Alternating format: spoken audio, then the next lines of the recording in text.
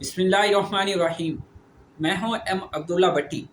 آج میں آپ کو عمران خان کے سیاست میں آنے کی وجہ اور وہ پی ٹی آئی سے قبل وہ کس پارٹی میں تھے اور اس پارٹی کا نام کیا تھا اور اس پارٹی کے اندر کیسے گئے، یہ اس بارے میں شاید لوگوں کو چند ایک لوگوں کو معلوم ہوگا کہ وہ پی ٹی آئی سے قبل انہوں نے ایک پارٹی کسی کی جوائن کی تھی ایز اے رکن کے طور پہ، اور وہ پارٹی کا نام کیا تھا اور کیوں اس پارٹی کو جوائن کیا اور پھر انہوں نے پی ٹی آئی کیوں بنائی، یہ ساری جو تفصیل ہے یہ میں آپ کے سامنے رکھتا ہوں۔ تو سب سے پہلے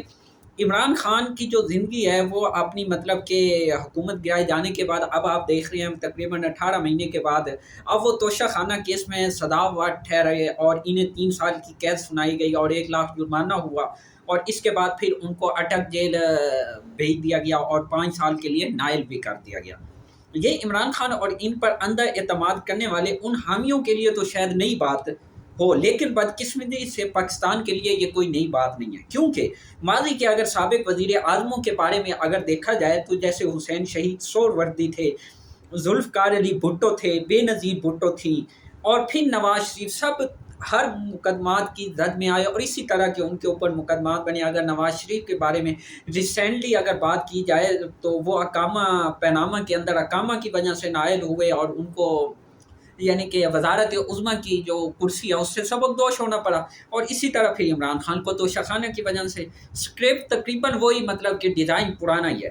اور پاکستانی سیاست میں اس طرح کی سزائیں قانون کی بالادستی کی طرف نہیں بلکہ اس طرف اشارہ کرتی ہیں کہ وقت کس کے پاس ہے، وقت کی جو لاٹھی ہے وہ کس کے پاس ہے، اور اس بات کا ادراک اب عمران خان اور ان کے حمایتیوں کو شاید ہو چکا ہے، لیکن ایسا بھی نہیں کہ سب ختم ہو گیا۔ سیاستدانوں کو جیلیں ہوتی ہیں، تاریخی مثالوں سے بری ہوئی ہے پاکستان کی تاریخ، لیکن اگر دوسری طرف اگر کسی کو اس کے متعلق ذرا بھی ابہام ہے کہ عمران خان کی مقبولیت سے اس سے کوئی بہت زیادہ فرق پڑے گا یا ان کا کراؤڈ پل کرنے یا ہجوم کو اپنی طرف کھینچنے کا کرزما، تو وہ بظاہر پاکستانی سیاست سے نابلد ہے کہ اگر وہ کوئی یہ سمجھتا ہے جو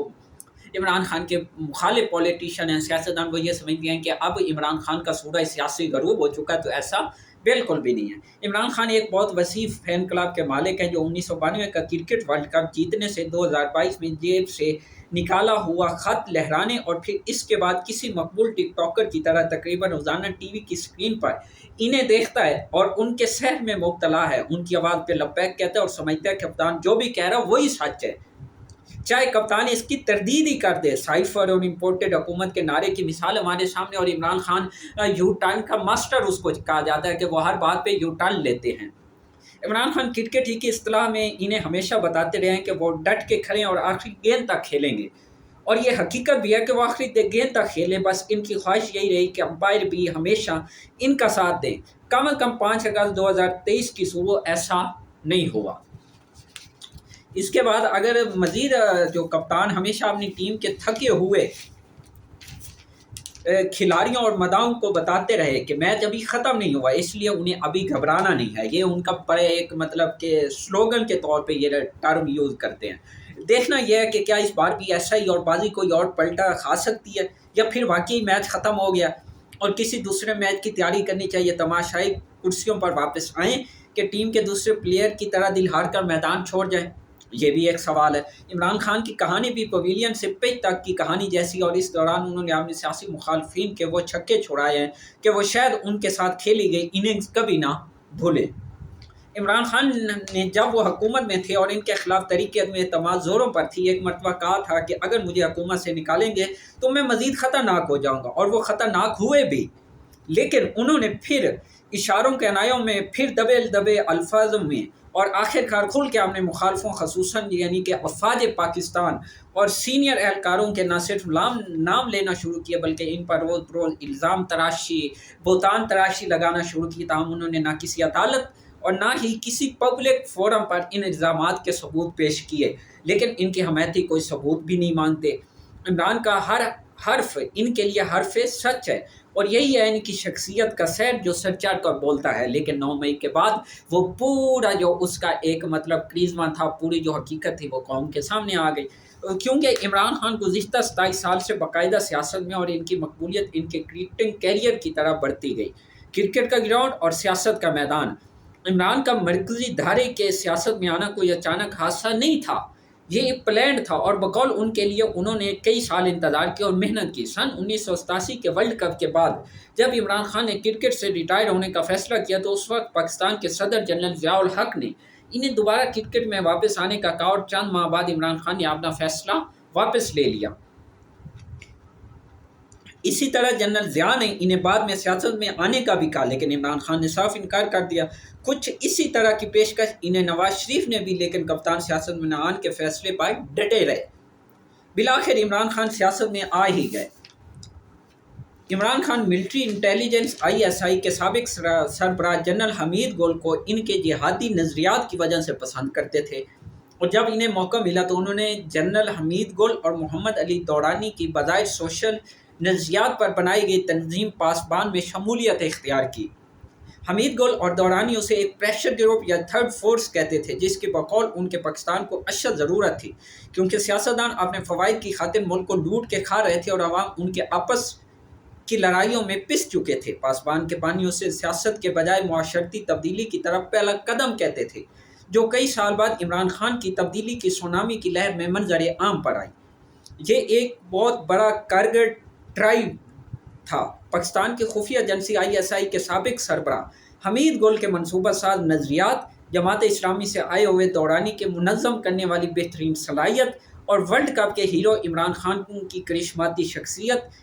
عمران کے سیاسی نظریات کی پختگی میں اس تنظیم اور اس کے ان دو رہنماؤں کا بظاہر بہت عمل دخل ہے۔ اور کئی سال بعد ایک اور جنرل پرویز مشرف بھی عمران کے قریب ہوئے اور عمران ان کے ساتھ ملتے رہ گئے۔ بقول جنرل مشرف PTI کے رہنما ان سے پارٹی کی حیثیت سے کئی زیادہ سیٹیں مانگ رہے تھے۔ پھر عمران خان بلا شبہ عبدالستار کے بعد اگر ان کے فلاحی کاموں کی بات کی جائے تو سب سے اہم شخصیت سمجھے جاتے تھے عبدالستار کی طرح، جنہوں نے اپنی والدہ کے نام پر بنائی گئے شوکت خانم کینسر اسپتال کے ذریعے پاکستان کے ایک بہت بڑے طبقے کی خدمت کی۔ لیکن یہاں بھی پاسبان کا ذکر کرنا ضروری ہے۔ یہ محمد علی دورانی ہی تھے جنہوں نے اپنی جماعت کے کارکنوں اور بزنس کمیونٹی میں اپنے روابط کو استعمال کر کے عمران خان کے لیے بہت بڑے پیمانے پر فنڈز جمع کیے۔ اس طرح کی فنڈ ریزنگ کے ایک ایونٹ میں عمران خان کی ملاقات عرب پتی تاجر عبدالعلیم خان سے بھی ہوئی، جنہوں نے وہیں کھڑے کھڑے شوکت خانم کے لیے 6 کروڑ کے عطیہ کر دیا، اور یہ وہی علیم خان ہے جو آج IPP کے صدر ہیں اور سما TV کے مالک ہیں۔ اخبار ڈان سے منسلک صحافی منصور ملک جو PTI کو کور کرتے ہیں اس تقریب میں موجود تھے۔ وہ بتاتے ہیں تحریک انصاف بنانے سے پہلے عمران خان کا سب سے بڑا پروجیکٹ شوکت خانم کینسر اسپتال تھا اور وہ دن رات محنت کر رہے تھے۔ شوکت خانم ایک ایسا پروجیکٹ تھا جس کے لیے انہیں پاکستان کے عوام کی سب سے زیادہ محنت حاصل ہوئی۔ اس میں نوجوان تھے، خواتین تھی، کاروباری طبقہ تھا اور بعد میں PTI کی ATM کہلائے جانے والے علیم خان بھی اس میں شامل ہوئے اور جہانگیر ترین اور باقی طبقات کے لوگ بھی۔ علیم خان کے عطیات اور ان کی شوکت خانم کے لیے خدمات کی وجہ سے ہی لاہور میں شوکت خانم اسپتال کے 3 فلور پر ایک وارڈ کا نام ان کے والد عبدالرحیم خان اور پشاور میں شوکت خانم میں فلور کا نام ان کی والدہ نسیم خان کے نام پر رکھا گیا۔ علیم خان عبدالحلیم خان فاؤنڈیشن کے تحت خیراتی اور فلاحی کام کرتے ہیں۔ 29 دسمبر 1994 کو شوکت خانم میموریل کینسر ریسرچ ہسپتال اینڈ ریسرچ سینٹر کا افتتاح ہوا اور 2 سال بعد 25 اپریل 1996 کو عمران خان نے اپنی سیاسی جماعت PTI کی بنیاد رکھی۔ یعنی 29 دسمبر 1994 کو شوکت خانم کی بنیاد رکھی اور 2 سال بعد 25 اپریل 1996 کو سیاسی جماعت کی بنیاد رکھی۔ PTI کی بنیاد جس کا منشور پاسبان کی بنیادوں پر ہی رکھا گیا، جن میں اسلامی فلاحی ریاست کا قیام، یعنی کہ ریاست مدینہ کا جو عمران خان اپنا نعرہ لگاتے تھے، احتساب کا نعرہ، کرپشن یعنی، اور ایک انصاف پسند معاشرے کی تشکیل اولین ترجیحات میں شامل تھی۔ اگرچہ شروع میں اسے صرف ون مین شو کہا جاتا لیکن بعد میں اس قافلے کے ساتھ اور لوگ جڑتے گیا اور یہ ایک قافلہ بنتا گیا۔ منصور ملک جو کور کرتی ہے PTI کو، وہ کہتے ہیں کہ پارٹی 1996 میں بنی لیکن اس کا پہلا بڑا پاور شو 2011 میں 30 نومبر کو لاہور کے مینار پاکستان میں ایک لاجواب جلسے سے ہوا۔ اس وقت تک نظریاتی لوگوں کے علاوہ کچھ الیکٹیبل بھی اس میں شمولیت اختیار کر چکے تھے۔ سن 2002 کے انتخابات میں PTI کو صرف 1 سیٹ ملی اور وہ بھی عمران خان کی تھی جو انہوں نے میاں والی سے جیتی تھی، چونکہ عمران خان پیدائشی طور پہ میاں والی سے تعلق رکھتے ہیں۔ پھر 2013 کا الیکشن آیا۔ اس وقت PTI نے اپنے آپ کو گراس روٹ کی سطح تک منظم کرنا شروع کیا۔ کہ اس کے امیدوار کون کون ہوں گے، کون پیسہ خرچ کرے گا، کون کر سکتا اور کون نہیں کر سکتا، پارٹی بنتے ہی ٹوٹ پھوٹ شکار شروع ہوئی۔ 9 مئی 2023 کے واقعات کے بعد پی ٹی آئی میں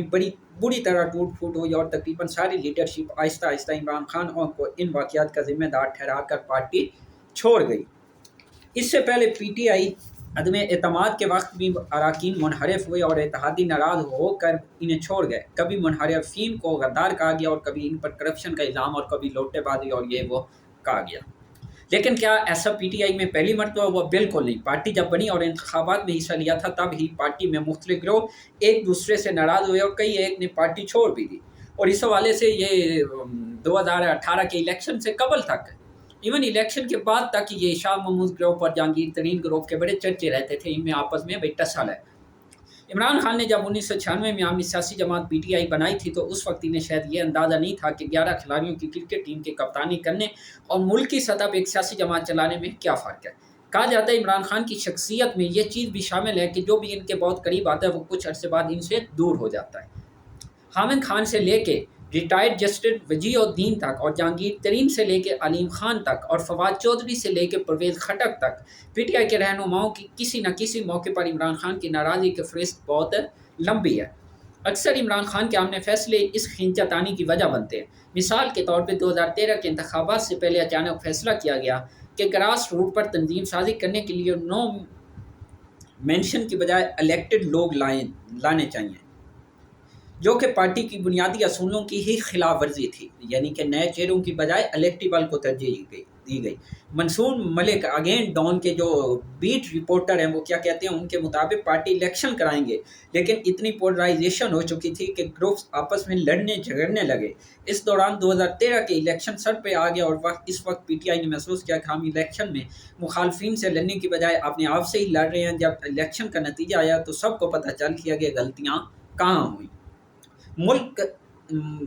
منصور ملک کہتے ہیں کہ اب پارٹی سے منحرف ہونے والے وہی لوگ ہیں جو پہلے بھی اپنی آواز اٹھاتے رہے ہیں، اور ایسا نہیں کہ وہ پارٹی سے پہلی مرتبہ ناراض ہوئے ہوں۔ 9 مئی 2023 کے بعد کچھ ایسا ہوا جب عمران خان کی اسلام آباد ہائی کورٹ میں گرفتاری کے بعد ملک کے مختلف حصوں میں لوگوں نے فوجی اور سویلین عمارتوں کو جلانا اور توڑنا شروع کیا، جس میں کور کمانڈر لاہور، گھر اور پنڈی میں جی ایچ کو بھی شامل تھا۔ تو سیکورٹی ایجنسیاں حرکت میں آئی اور پی ٹی آئی کی تقریباً تمام لیڈرشپ سمیت کارکنوں کو گرفتار کیا۔ کچھ دنوں بعد تمام بڑے سیاسی رہنما رہا کیا گیا اور تقریباً سبھی نے میڈیا کے سامنے آ کر پارٹی چھوڑنے اور عمران خان کے ساتھ راہیں جدا کرنے کا اعلان کیا۔ کچھ نے ان پر ملک میں انتشار پھیلانے کے الزامات بھی لگائے، لیکن عمران ٹس سے مس نہ ہوئے۔ اگرچہ سیاسی اعتبار سے اب الیکٹیبل ان کے ساتھی نہیں تھے، لیکن ان کے حمایتی اب بھی یہی کہتے ہیں کہ اگر عمران خان کسی کھمبے کو بھی انتخابات میں کھڑا کر دیں گے تو وہ جیت جائے گا۔ پاکستانی سیاست میں کچھ بھی ممکن ہے۔ عمران اپنے آپ کو ارتگرل اور یوتھ، ان کا آپس میں کیا لنک ہے؟ چاہے کرکٹ ہو یا سیاست، عمران خان رسک لینے سے کم ہی ڈرتے ہیں۔ ان کا حساب کتاب غلط ہو سکتا ہے، جنرل باجوہ کے حوالے سے یہ ہوا بھی ہے، لیکن ان کا داؤ نہیں۔ عمران خان نے اکتوبر 2022 میں ہونے والے ضمنی انتخابات میں اپنے دوسرے سیاسی رہنماؤں کی قابلیت پر انحصار نہیں کیا اور 7 نشستوں پر اکیلے انتخاب لڑا، جس میں 6 پر وہ کامیاب ہوئے۔ یہی ان کی مقبولیت تھی۔ اس طرح 2018 کے انتخابات میں پی ٹی آئی نے قومی اسمبلی میں 116 نشستیں حاصل کی اور عمران خان پاکستان کی تاریخ میں پہلے سیاستدان بنے جنہوں نے 5 نشستوں پر انتخاب لگا اور 5 کی 5 جیتیں۔ جیت کے بعد اپنی تقریر میں عمران خان نے اپنے مستقبل کی حکومت کا نظریہ پیش کیا اور کہا کہ وہ ملک کو فلاحی ریاست بناتے ہوئے اسے ریاست مدینہ کے اصولوں پر چلائیں گے۔ انہوں نے سادگی اور ایک چھوٹی کابینہ والی حکومت کی بات کی، لیکن ماضی کی طرح یہ وعدہ بھی کچھ ہی دنوں میں تحلیل ہو گیا۔ کابینہ بھی پھیلتی گئی اور اخراجات بھی بڑھتے گئے۔ نہ تو وہ وزیر اعظم ہاؤس کو یونیورسٹی بنا سکے اور نہ ہی منسٹر سائیکلوں پر آئے۔ بڑی بڑی اور مہنگی گاڑیوں کی لائنیں لگ گئی، ایون نئی خریدی گئی، اور وزیر اعظم ہیلی کاپٹر پر دفتر آنے جانے لگے، یعنی بنی گالہ سے وزیر اعظم ہاؤس تک۔ اگرچہ ان کے چاہنے والے ووٹر کو برا لگا تو لیکن عمران کی محبت اور ماضی کے سیاستدانوں سے بیداری ان کے دلوں میں ایسی بھر چکی تھی کہ انہیں نہ چاہتے ہوئے کپتان کا یہ روپ بھی نوجوانوں کو قبول تھا۔ سن 2020 کی اگر بات کریں تو عمران خان نے اپنے ایک انٹرویو میں کہا کہ وہ چاہتے ہیں پاکستانی مشہور ترک سیریز ارطغرل دیکھیں۔ یہ عمران خان کا ایک مضبوط اسلامی ریاست کی بنیاد کی طرف اشارہ بھی تھا، یا شاید وہ اپنے آپ کو بھی اس روپ میں دیکھ رہے تھے۔ خیر، ترک تاریخی کردار ارطغرل سلطنت عثمانیہ کے بانی عثمان غازی کے والد تھے۔ جنہوں نے اپنی زندگی منگولوں، غداروں اور صلیبی جنگیں لڑنے والے مسیحیوں کے خلاف لڑتے ہوئے گزاری تھی، ان کے بیٹے نے بعد میں سلطنت عثمانیہ کی بنیاد رکھی جو 600 سال قائم رہی۔ پاکستان کے انسانی حقوق کمیشن کے ڈائریکٹر اور سینئر صحافی فرح ضیاء کے مطابق عمران خان کا وعدہ پرانی سیاست کو رد کر کے نئی سیاست لانے کا تھا، لیکن ایسا نہیں ہوا۔ وہ انصاف سے شروع ہوئے تھے، لیکن آپ انصاف کا حال دیکھ سکتے ہیں، حقیقت میں تو کوئی بھی تبدیلی نہیں لا سکے۔ کیونکہ وہ کوئی تبدیلی نہیں لا سکے، اس لیے آسان طریقہ اسلامی افکار یا ارطغرل ڈرامے پر لوگوں کو لگانے کا ہی رہ گیا تھا۔ عمران خان پاکستان کو ریاست مدینہ کی طرز پر تو دیکھنا چاہتے ہیں، لیکن ساتھ ساتھ وہ اسکینڈینیویا کے فلاحی ڈھانچے، برطانیہ اور امریکہ کی جمہوریت اور چین کے طرز کے نظام حکومت کی بھی توقع کرتے ہیں، اور اس کے ساتھ ساتھ وہ ترکی کے طیب رجب اور ملیشیا کے مہدی محمد کی مثالیں دیتے ہوئے ان کی طرح کی سربراہی بھی چاہتے ہیں۔ کسی بھی سیاست کے طالب علم کے لیے ان سب کو جوڑنا مشکل بلکہ ناممکن بھی ہے، کیونکہ ان میں متعلق العنانی بھی ہے اور جمہوریت بھی، فسطائیت بھی ہے اور اسلامی اقدار بھی۔ یہ سب ایک دوسرے کو مغناطیس کے جیسے سروں کی طرح ایک دوسرے سے پرے کرتے ہیں۔ لیکن عمران کا اپنا ایک نظریہ، ان میں چن چن کے چیزیں لی جا سکتی ہیں، یا شاید وہ انہیں ایک ہی چیز سمجھتے ہیں۔ حال ہی میں عمران خان نے پی ٹی آئی کے پلیٹ فارم سے اپنے چینل پر قوم سے خطاب کرتے ہوئے کہا کہ صرف وہی قومیں ترقی کرتی ہیں جہاں آزادی ہو۔ انہوں نے مغربی اور مشرقی جرمنی اور جنوبی کوریا اور شمالی کوریا کی مثالیں دیں کہ کس طرح مغربی جرمنی ترقی کر گیا اور مشرقی جرمنی پیچھے رہ گیا۔ اسی طرح کسی شمالی کوریا یا غربت اور افلاس کی دلدل میں پھنس گیا اور جنوبی کوریا انتہائی آگے نکل گیا۔ تاہم انہوں نے یہ نہیں بتایا کہ جن دو ممالک کا وہ ذکر کر رہے ہیں وہ دوسری جنگ عظیم کے بعد ایک لمبے عرصے تک امریکہ کے زیر اثر رہے، بلکہ وہاں امریکی فوجی اڈے بھی تھے۔ یہی عمران خان کی کنفیوژن ہے، وہ کہتے کچھ ہے کرتے کچھ ہے، یا پھر کچھ کہہ کر بھول جاتے ہیں کہ انہیں یہ کہا کیا ہے انہوں نے۔ مثالیں تو سینکڑوں ہیں، لیکن حالیہ میں سائفر شاید اس کی سب سے بڑی مثال ہو۔ پہلے امریکہ پر رجیم چینج کا الزام لگا، جس میں ان کے سب سے منحرف اراکین کے متعلق کہا گیا کہ انہوں نے امریکیوں کے کہنے پر ایسا کیا، پھر کہا گیا کہ انہیں پی ڈی ایم کی قیادت نے پیسے دیے، پھر بیان بدلا گیا اور ہولے ہولے رجیم چینج کے آخری کردار سابق جنرل قمر جاوید باجوہ ٹھہرے۔ اور یہ سب کچھ کوئی اور نہیں، خود عمران خان اپنے بیانات اور تقاریر میں کہتے رہے۔ آخر کہانی کچھ اس طرح سے بتائی گئی کہ جنرل باجوہ نے امریکہ کو بتایا کہ عمران غلط ہے، اور پھر امریکہ نے امریکی اہلکار اور پاکستانی سفیر کے ذریعے جنرل باجوہ کو سائفر کی شکل میں پیغام بھجوایا کہ عمران کی حکومت کا تختہ الٹ دیں۔ عمران نے کہا سائفر میرے لیے نہیں بلکہ جنرل باجوہ کے لیے تھا، تاہم ان کے حمایتیوں کو اس میں کچھ نیا یا برا نہ لگا اور عمران کی حمایت میں ڈٹے رہے۔ عمران جب وزیر اعظم تھے اس وقت بھی ان کی خارجہ پالیسی اس کنفیوژن کی جھلک موجود تھی۔ وہ اسلاموفوبیا اور دنیا بھر میں مسلمانوں پر مظالم پر تو ہر فورم پر بات کرتے، لیکن جب ان سے پوچھا جاتا ہے چین میں مسلمان اغیار کے متعلق ان کا کیا خیال ہے تو وہ کہتے ہیں اس سے متعلق انہیں علم نہیں، حالانکہ بقول ان کے وہ ہر چیز کو ہر کسی کے زیادہ جانتے ہیں، چاہے وہ برطانیہ ہو، انڈیا ہو یا سیاست ہو۔ اسی طرح وہ جب سابق صدر ڈونلڈ ٹرمپ کے دور میں امریکہ گئے تو انہوں نے پاکستان کے ساتھ امریکی تعلقات کی بہت تعریف کی، اور جب وہ پاکستان واپس لوٹے تو بڑے ناز سے کہا کہ انہیں ایسا لگتا ہے جیسے وہ ورلڈ کپ جیت کے آئے ہوں۔ صدر جو بائیڈن کے اقتدار میں آنے کے بعد انہوں نے بہت انتظار کیا وہ ان سے رابطہ کریں، اور کچھ انٹرویوز میں تو انہوں نے یہاں تک کہہ دیا کہ انہیں معلوم نہیں کہ فون کیوں نہیں آیا، لیکن ساتھ ہی حال ہی میں انہوں نے یہ بھی کہہ دیا امریکہ ان کی حکومت کو ختم کرنے کی سازش کر رہا ہے۔ عمران خان کے متعلق کہا جاتا ہے وہ پاکستان کو مغربی بلاک سے نکال کر مشرقی بلاک کی طرف لے جانے کی خواہش رکھتے تھے، اور ساتھ ساتھ اسلامی بلاک کے بارے میں بھی سوچتے تھے، لیکن اب جا کر ہمیں معلوم ہوتا ہے کہ سی پیک میں رکاوٹ کی وجہ نہ چین ان سے خوش تھا اور نہ ان کے مبہم خارجہ پالیسی کی وجہ سے اسلامی بلاک بھی۔ اور اس کے ساتھ عمران کے اس دن روس جانے کو، جس دن روس نے یوکرین پر حملہ کیا، سیاسی مبصرین ایک غلط فیصلہ قرار دیتے ہیں۔ اس سے پاکستانی معیشت کو چاہے کچھ فرق نہ پڑا ہو، لیکن سیاسی طور پہ پاکستان کو عالمی تنہائی کا سامنا ضرور کرنا پڑا۔ عمران کے ٹائیگر اور نازیبا زبان کی سونامی بھی ہے۔ جب عمران خان کو 9 مئی واقعات کے بعد مختصر عرصے کے لیے گرفتار کیا گیا تو ان کے حمایتیوں نے ایک دم ملک کے کئی حصوں پر پرتشدد مظاہرے کیے اور سوشل میڈیا پر ایسی مہم شروع کی جس کی مثال پاکستان کی تاریخ میں نہیں ملتی۔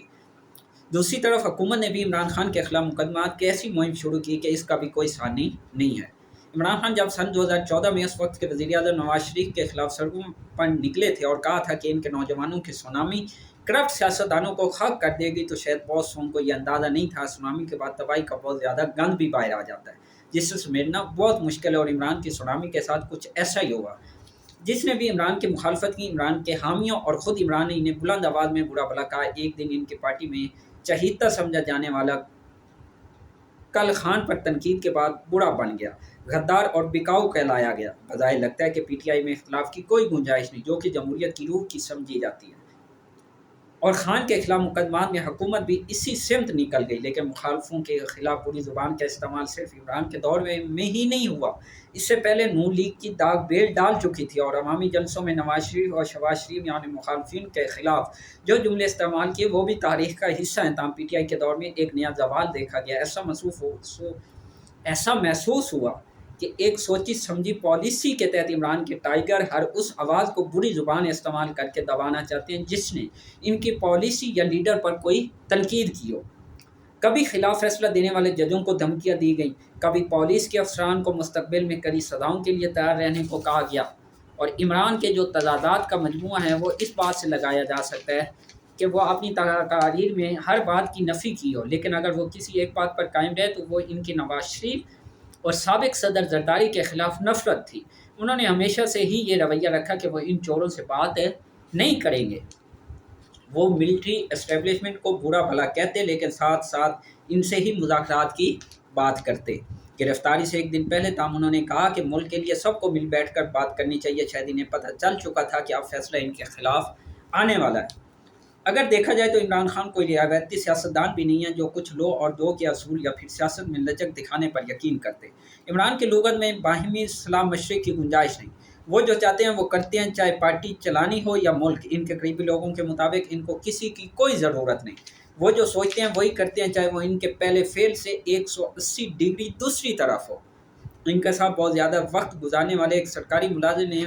جب ایک میڈیا یعنی کہ گفتگو کرتے ہوئے ایک نجی میڈیا کو بتایا کہ میں نے نواز شریف کے ساتھ بھی کام کیا اور عمران کے ساتھ بھی، فرق صرف اتنا ہے کہ سرکاری معاملات پر بات چیت کرتے ہوئے نواز شریف کا اٹینشن سپین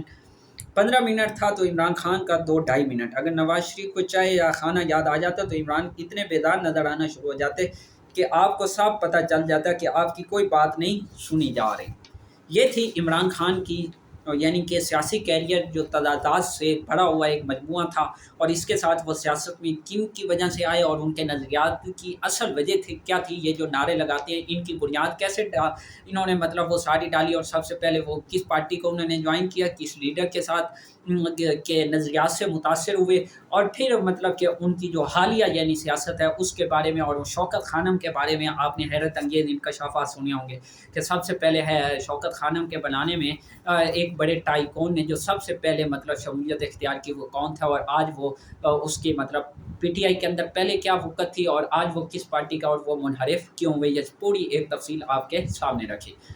تو آخر میں پلیز چینل کو اگر آپ کو یہ ویڈیو اچھی لگے تو پلیز چینل کو سبسکرائب کر لیں اور بیل آئیکن پہ کلک کریں تاکہ ہر آنے والی ویڈیو آپ تک پر وقت پہنچ سکے۔ شکریہ۔